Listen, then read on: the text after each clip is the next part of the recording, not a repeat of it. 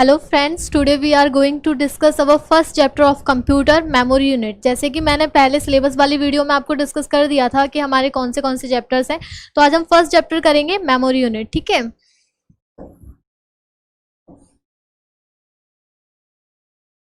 जो ये है ये हमारा एक कंप्यूटर है। ठीक है, ये हमारा मॉनिटर, ये हमारा कीबोर्ड है, ये क्या माउस, और इसको हम लोग क्या कहते हैं, इसको ना डेस्कटॉप इसको नहीं कहते। डेस्कटॉप हम कहते हैं फर्स्ट विजिबल स्क्रीन। जब हम अपना कंप्यूटर ओपन करते हैं तो जो फर्स्ट विजिबल स्क्रीन आती है, यहाँ पे सारे सिंबल्स आते हैं, उसको हम लोग डेस्कटॉप कहते हैं। ठीक है, इसको हम कहते हैं कैबिनेट। कैबिनेट कहते हैं इसको, हम सिस्टम यूनिट भी कहते हैं,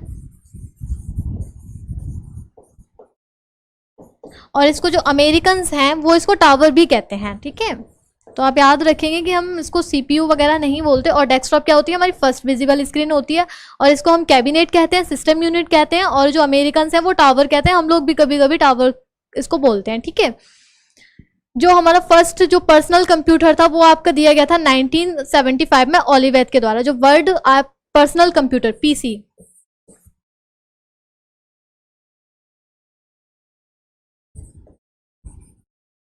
जो फर्स्ट वर्ड आया था जो पीसी पर्सनल कंप्यूटर, ये 1975 में आपका ओलिवेथ ने दिया था। ठीक है,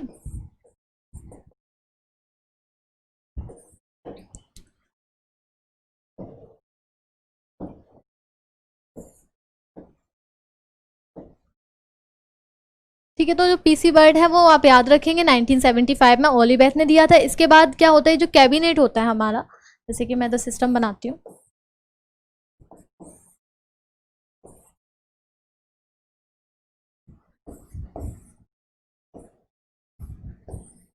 जो ये हमारा कैबिनेट है, सिस्टम यूनिट या टावर कह लीजिए, इसमें ना यहाँ पे ये मदरबोर्ड लगा हुआ होता है। ठीक है, एक मदरबोर्ड लगा हुआ होता है। मदरबोर्ड को हिंदी में भी मदरबोर्ड कहते हैं। ठीक है, इस मदरबोर्ड को पीसीबी कहते हैं, प्रिंटेड सर्किट बोर्ड।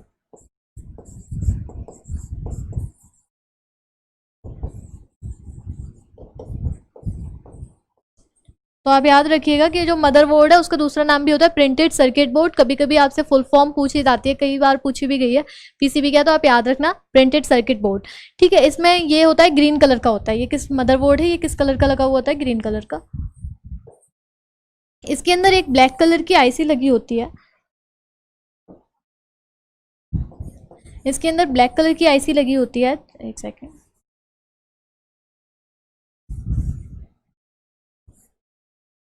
आईसी इसको बोलते हैं इंटीग्रेटेड सर्किट।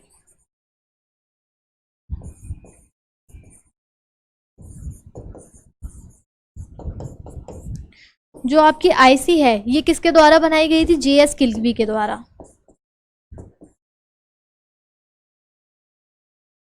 ये आपकी 1958 में जेएस किल्बी के द्वारा बनाई गई थी। और जो आईसी है ये किस मैटर की बनी होती है, ये आपकी बनी होती है सिलिकॉन, सिलिकॉन और जर्मेनियम की। प्लस ये आप इसका जो नेचर है वो होता है सेमीकंडक्टर। ये आप याद रखेंगे क्योंकि कभी कभी पूछ लेता है कि सिलिकॉन वो किस मैटर की बनी होती है, तो आपको आप पता होना चाहिए कि ये हमारी सिलिकॉन और जर्मेनियम की बनी होती है। ठीक है, और इसका जो नेचर है वो सेमीकंडक्टर होता है। इसके बाद जो सीपीयू है उसके अदर नेम भी होते हैं, वो हम बता देती हूँ मैं आपको, आपको पता होना चाहिए। जो सीपीयू है, सेंट्रल प्रोसेसिंग यूनिट।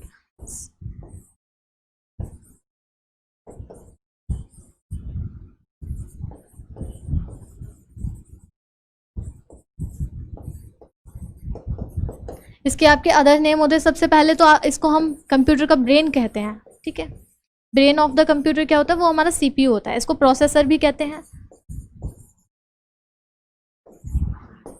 इसके बाद इसके जो अदर नेम है वो है आपके माइक्रो प्रोसेसर, लॉजिक चिप और ब्रेन। ठीक है, तो इसके आप नाम याद रखेंगे कि इसके नाम क्या क्या है। एक तो है processor, micro processor, logic chip और माइक्रो चिप और ब्रेन। ठीक है, इसके बाद क्या है, सीपीयू भी तीन पार्ट्स, इसके अंदर तीन और फंक्शन होते हैं।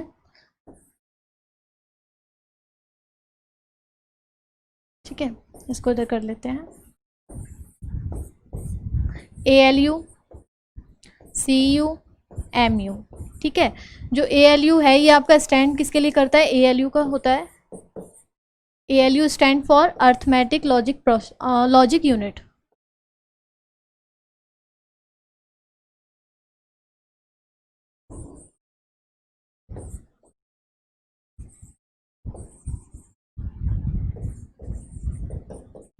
जितने भी जो भी अर्थमेटिक जो भी ऑपरेशंस होते हैं वो हमारे सीपीयू के अंदर ALU होता है उसके अंदर डन होते हैं, ठीक है। वो सारे उसके अंदर होते हैं, जैसे मैथमेटिकल टर्म्स वगैरह जितने भी हैं वो इसके अंदर डन होते हैं। इसके बाद होता है CU हमारा कंट्रोल यूनिट। उसके बाद नेक्स्ट है MU, stand for memory unit. देखिए जो आपका कंट्रोल यूनिट है इसका क्या वर्क रहता है, the main circuitry of computer that operate the directions of computer, ठीक है। सीपीयू को हम जो भी इनपुट के द्वारा हम जो भी एंटर करते हैं डाटा वो हमारे सीपीयू में जाता है, लेकिन सीपीयू के भी अंदर सीयू होता है, कंट्रोल यूनिट होता है, ये क्या करता है, डायरेक्शंस को ऑपरेट करता है। तो आपसे क्वेश्चन आ सकता है, आप याद रखना कि जो सीपीयू के अंदर भी कौन डायरेक्शन देने का वर्क करता है कंप्यूटर को, तो वो होता है कंट्रोल यूनिट। इसके बाद हमारा मेमोरी यूनिट। मेमोरी यूनिट क्या होता है, set of registers, sets of register, ठीक है। अब आपको डाउट होगा कि रजिस्टर्स क्या होते हैं, तो उनको एक्सप्लेन करते हैं।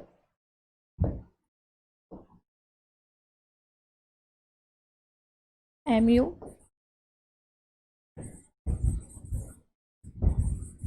मेमोरी यूनिट, ये है हमारा सेट ऑफ रजिस्टर।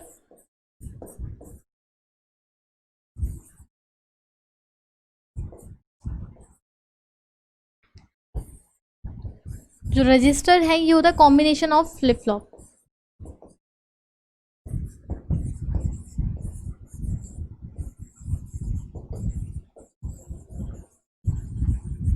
अब ये फ्लिप फ्लॉप क्या होता है, देखिए मेमोरी यूनिट क्या है, सेट ऑफ रजिस्टर्स है, रजिस्टर्स क्या है, कॉम्बिनेशन ऑफ फ्लिप फ्लॉप है। जो फ्लिप फ्लॉप है ये single bit data storage unit होती है, ठीक है। ये क्या करती है आपका,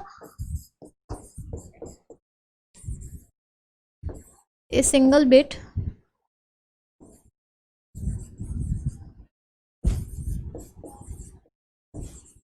डाटा स्टोरेज यूनिट, ठीक है। तो ये आपका हो गया MU, मेमोरी यूनिट। इसके बाद कैसे प्रोसेस होती है उसको देखिए।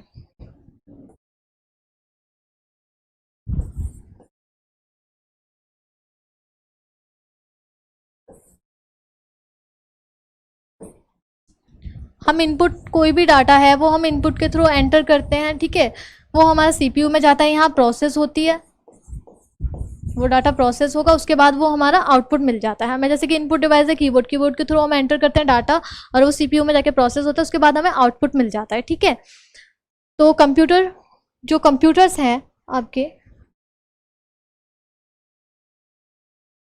कंप्यूटर कह लीजिए या डिजिटल कंप्यूटर,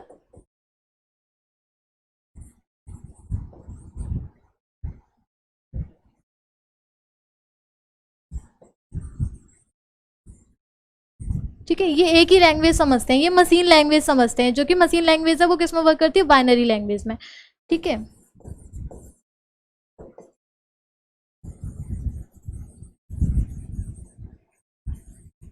जो मशीन लैंग्वेज है वो बाइनरी लैंग्वेज समझती है, जैसे कि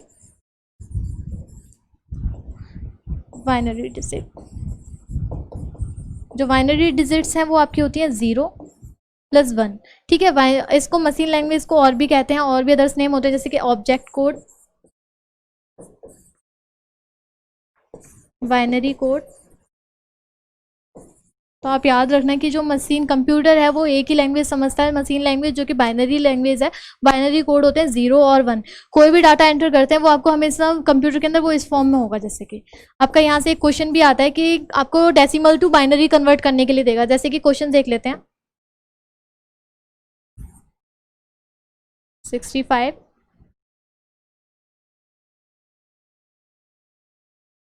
जैसे कि आपका दिया होगा, मैं नोट करती हूँ।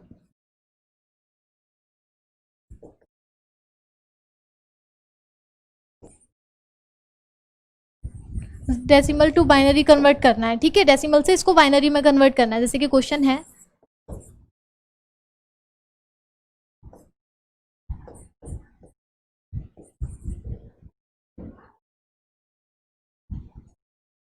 ठीक है, आपको इसको ये डेसिमल फॉर्म में दिया हुआ है, इसको बाइनरी में कन्वर्ट करना है। ठीक है, तो हम क्या करेंगे, इसके फैक्टर्स करेंगे, जैसे कि 65, इसको हम 2 से डिवाइड करेंगे क्योंकि जो बेस रहता है ना वो हमेशा 2 में रहेगा। ठीक है, 2 से डिवाइड करेंगे आप इसको, 1 इसका 2 से डिवाइड करेंगे आएगा 32, 1 क्या रह जाएगा हमारा, रिमाइंडर रह जाएगा। फिर हम 2 से डिवाइड करेंगे, ये जाएगा 16, यहाँ पे आ जाएगा 2, फिर 2 से डिवाइड, यहाँ पे आ जाएगा आपका 0 रिमाइंडर। ठीक है, फिर इसको 2 से डिवाइड करेंगे, ये आपका 8, 0 रिमाइंडर, नेक्स्ट टाइम 0 रह जाएगा 4,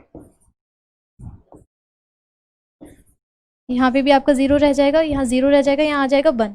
अब हम इसको हमेशा नीचे से ऊपर के फॉर्म में लिखेंगे। ठीक है, तो हम इसको कैसे लिखेंगे, देखिए 1 आपका 0 0 0 0 0 1, तो ये हो जाएगा इसका आंसर। ठीक है, आप याद रखिएगा, आपको डेसिमल में दिया होगा, बाइनरी में कन्वर्ट करने को बोलेगा तो वो आपको सिंपली फैक्टर करने हैं। 2 से फैक्टर किया, 1 रिमाइंडर आया, इस तरीके से।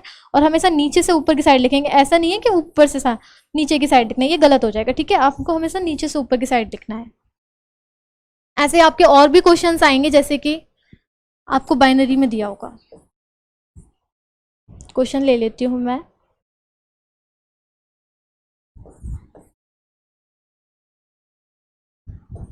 इसको आपको बोलेगा कि इसको डेसिमल में कन्वर्ट करना है। ठीक है,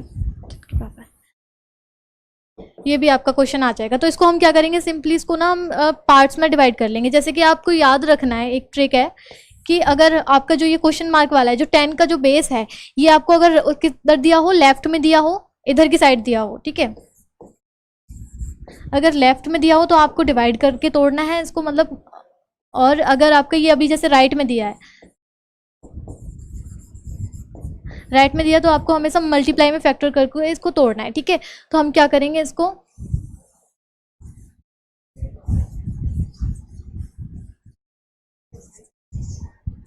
हम लोग पहले ऐसे लिख लेंगे, 1 + 0 + 0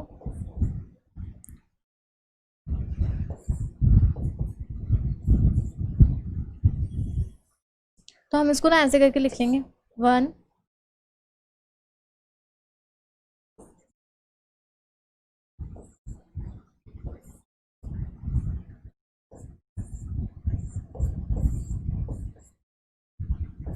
ठीक है, आप इसको ऐसे पार्ट्स में डिवाइड कर लेंगे। फिर ये इसकी पावर बेस में है 2, तो इसमें सब में हम 2 का मल्टीप्लाई कर देंगे। ठीक है, इंटू 2।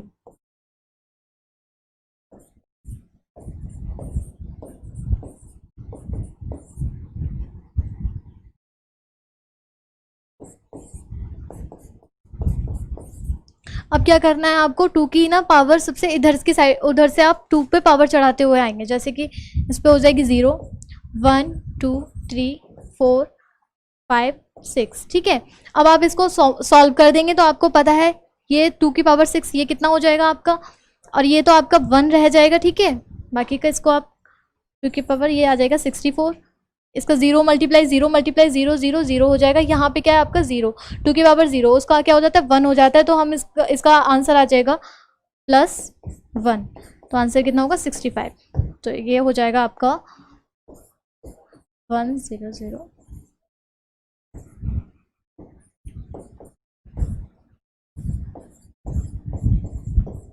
ये 65 आपका राइट आंसर है। तो आपको मैंने दोनों तरीके के एग्जाम्पल बता दिए, डेसिमल टू बाइनरी कैसे कन्वर्ट करते हैं और बाइनरी टू डेसिमल कैसे कन्वर्ट करना है। ठीक है, तो आप ये याद रखिएगा, क्योंकि हो सकता है आपका यहाँ से एक क्वेश्चन बनेगा ही बनेगा, वो आपको कन्वर्ट करने के लिए देंगे। ठीक है, इसके बाद मैं आपको यूनिट्स नोट करा देती हूँ। जैसे कि 1 किलोबाइट कितना होता है वो आप नोट डाउन कर लीजिए। 1 किलोबाइट = 1025। तो मैं इधर नोट कर रही हूँ, आप नोट करिएगा। 1 किलोबाइट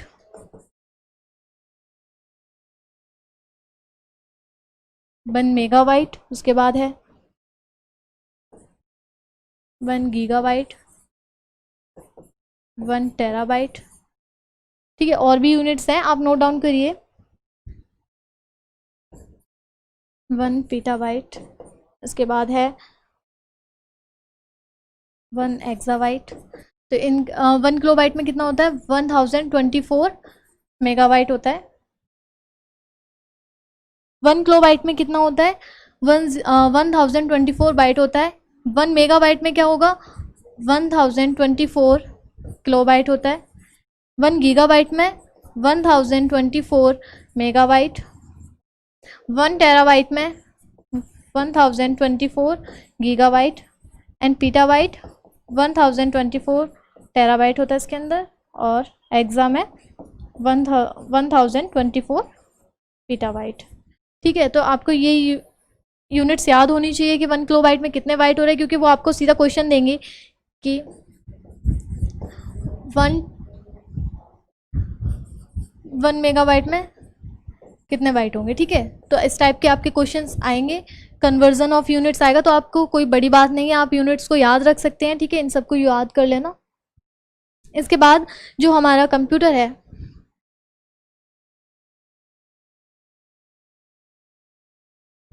वो 1946 में डिजिटल कंप्यूटर आया था।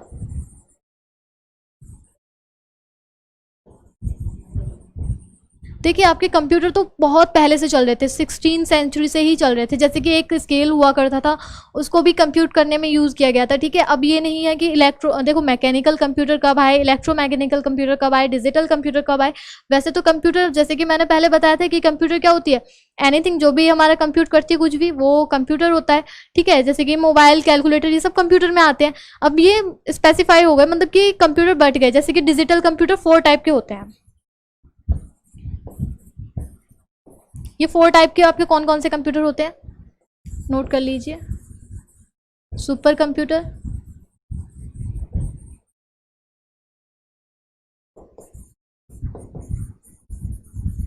Main frame computer, mini computer,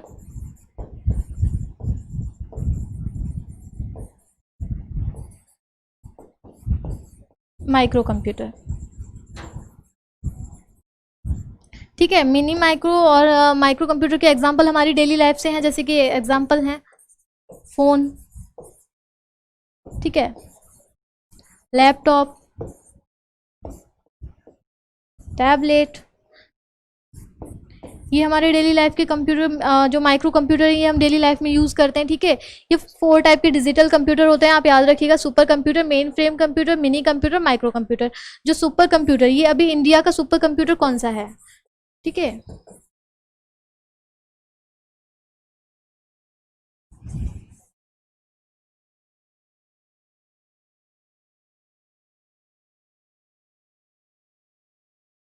आपको पता होना चाहिए, क्योंकि वो एग्जाम में पूछ सकते हैं कि इंडिया का सुपर कंप्यूटर कौन सा है। तो इंडिया का सुपर कंप्यूटर है प्रत्यूष।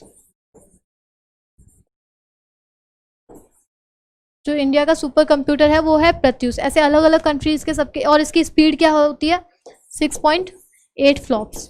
ठीक है, जो कि बहुत ज़्यादा है, इसीलिए ये सुपर कंप्यूटर है। तो आप इसकी स्पीड भी याद रखेंगे, क्योंकि कभी कभी होता है स्पीड भी पूछ लिया है कि सुपर कंप्यूटर जो इंडिया का प्रत्यूष है उसकी स्पीड क्या है, तो उसकी होती है 6.8। ठीक है, इसके बाद जापान का आपका सुपर कंप्यूटर है फागुके, अमेरिका का है सुमित, चाइना का है सनवे। ठीक है, तो आप ये याद रखिएगा। वैसे इससे मोस्टली क्वेश्चन पूछ लिए जाते हैं। ठीक है, तो आपको नॉलेज होनी चाहिए। इसके बाद जो हमारा, मैंने आपको बता दिया कि कंप्यूटर लैंग्वेज, कंप्यूटर किस लैंग्वेज में वर्क करता है। ठीक है, वो मैंने आपको एक्सप्लेन कर दिया है, आपको इसके सारे पार्ट्स पता हैं। इसके बाद जो नेक्स्ट चैप्टर हम करेंगे वो होगा हमारा कंप्यूटर हार्डवेयर।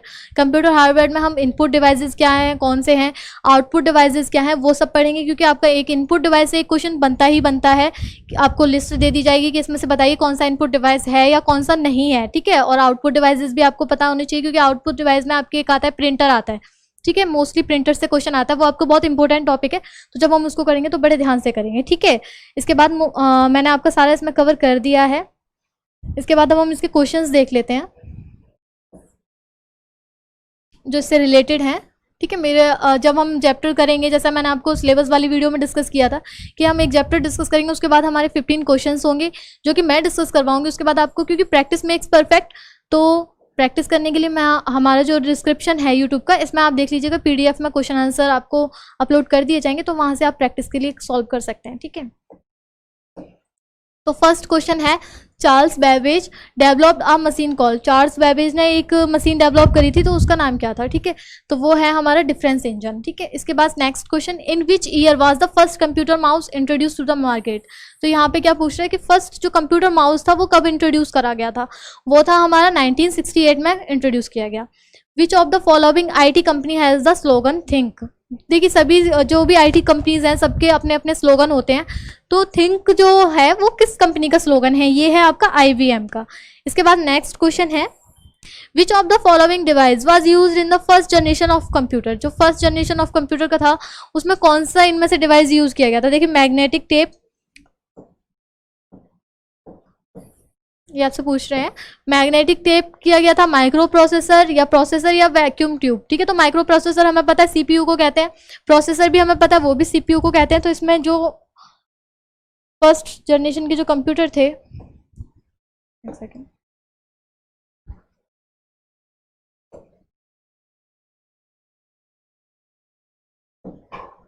जो फर्स्ट जनरेशन के कंप्यूटर थे उसमें आपका वैक्यूम ट्यूब यूज किया गया था। ठीक है, जो फर्स्ट डिवाइस था वो क्या था, वैक्यूम ट्यूब, जो कि काफ़ी बड़े होते थे। वैक्यूम ट्यूब के यूज़ करने की वजह से काफ़ी बड़े बड़े साइजेस होते थे कंप्यूटर के। ठीक है, तो आप याद रखना।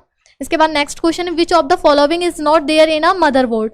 मदरबोर्ड में इनमें से कौन सा नहीं होता है, जैसे कि सिस्टम क्लॉक, जैसे कि हम कंप्यूटर बंद कर देते हैं। ठीक है, मैंने अभी बंद कर दिया कंप्यूटर, उसके बाद मैं थोड़ी देर बाद खोलती हूँ, कल खोलती हूँ, 1 महीने बाद खोलती हूँ, तो भी उसमें टाइम एग्जैक्ट दिखाता है, टाइम और रेट आपका चलता रहता है। तो सिंपल सी बात है, उसके अंदर सिस्टम क्लॉक होती है। ठीक है, मदरबोर्ड के अंदर पोर्ट्स भी होते हैं, बसेस भी होते हैं, क्या नहीं होता, BDT नहीं होता है। ठीक है,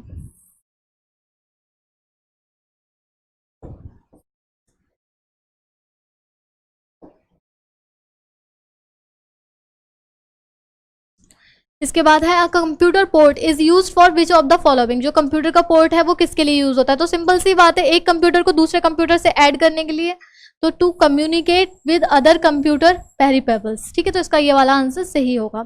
इसके बाद next, in computer there data and instruction of user are received by. मैंने आपको बताया है कि डाटा कंप्यूटर में कैसे प्रोसेस होती है, इनपुट से हम डाटा एंटर करते हैं, वो CPU में जाता है, प्रोसेस होता है, उसके बाद हमें वो आउटपुट की फॉर्म में मिल जाता है। तो इसका आंसर होगा इनपुट यूनिट्स। ठीक है, which of the following is the smallest unit of data representation in computer. मैं आपको बता चुकी हूँ सबसे स्मॉलेस्ट यूनिट कौन सी है, बिट है। ठीक है,